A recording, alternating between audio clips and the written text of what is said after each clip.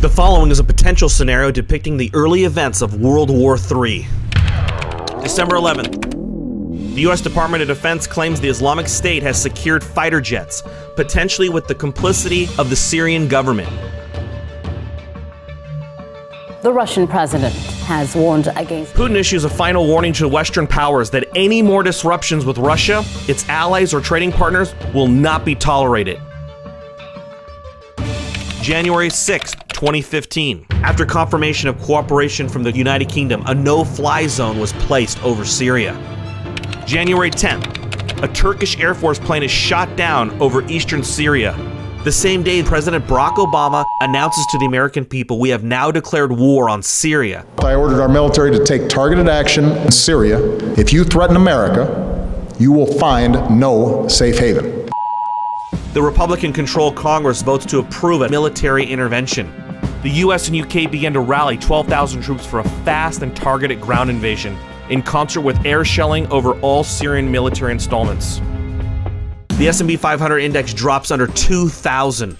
January 12th. This international operation is about protecting our people too, and protecting the streets of Britain should not be a task that we are prepared to entirely subcontract to other air forces of other countries.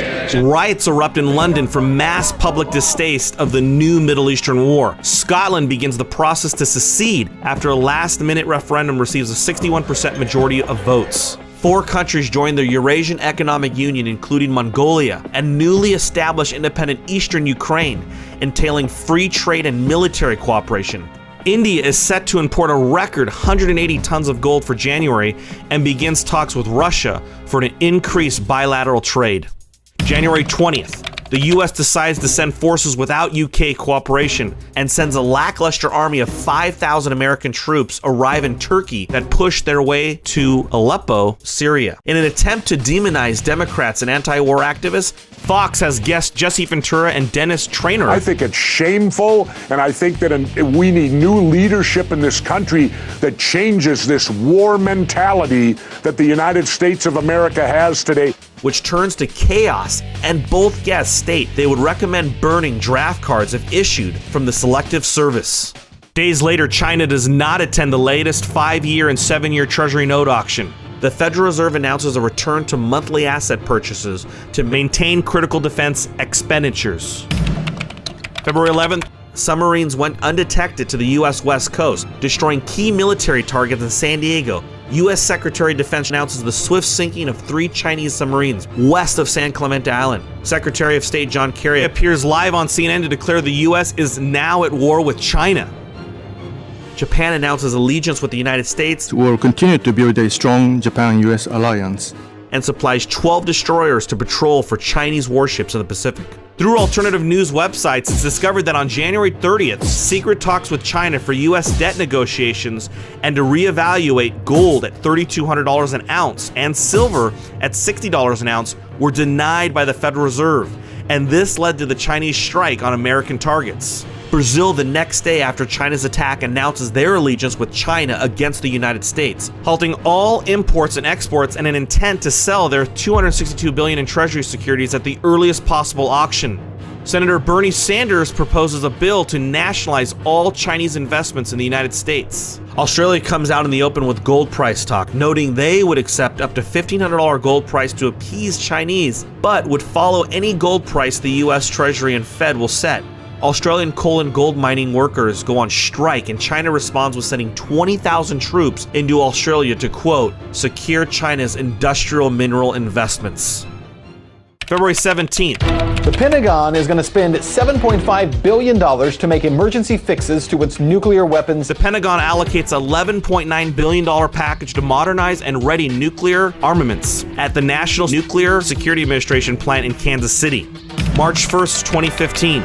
InfoWars founder Alex Jones has not been seen or appeared on air in the past 10 days. Senior editor Paul Joseph Watson hosts the Alex Jones Show in his absence. March 8th. U.S. troops have secured the northern half of Syria. Chairman of the Joint Chiefs of Staff, General Martin Dempsey, states the U.S. Army has confirmed that ISIS is working side by side with the Syrian government in fighting the American surge.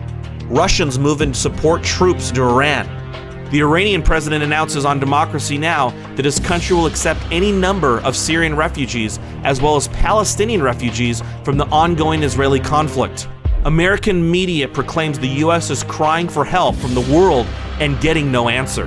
March 11th, in an attempt to arm anti-Syrian fighters, Saudi Arabia covertly deploys 13 fighter jets, but 4 are intercepted by Iran and shot down.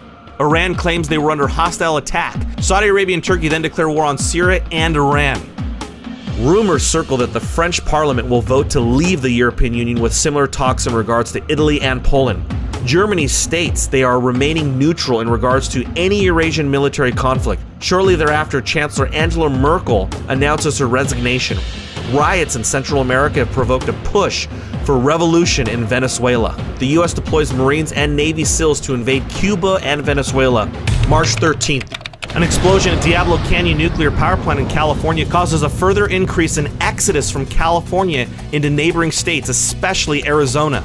Mexican civilians begin pouring into Arizona, New Mexico, Texas, and even some to Southern California. MSNBC and CNN pump out propaganda demanding high taxes and welfare for the poor Americans and immigrant refugees from the southern border, saying Republicans hate immigrants, while Fox News paints all of them as illegals dragging down our economy, while calling the increased spending for wars absolutely necessary.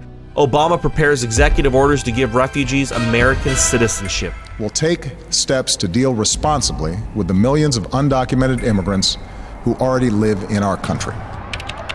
March 22nd, 8-kiloton nuclear blast has exploded in Charleston, South Carolina. 750 miles northeast, the New York Stock Exchange is shut down. CEO Alex Lundy states the drop in the markets from the S&P 1600 to 900 was a glitch caused by a hack perpetrated by the Russian Foreign Intelligence Service. Senator John McCain, in a closed-door meeting with President and joint military chiefs, announced war with Russia, stating that Russia, along with China, have been fighting a cyber war against the U.S. for at least 2 years. What could happen next? See our ending at crushthestreet.com/war.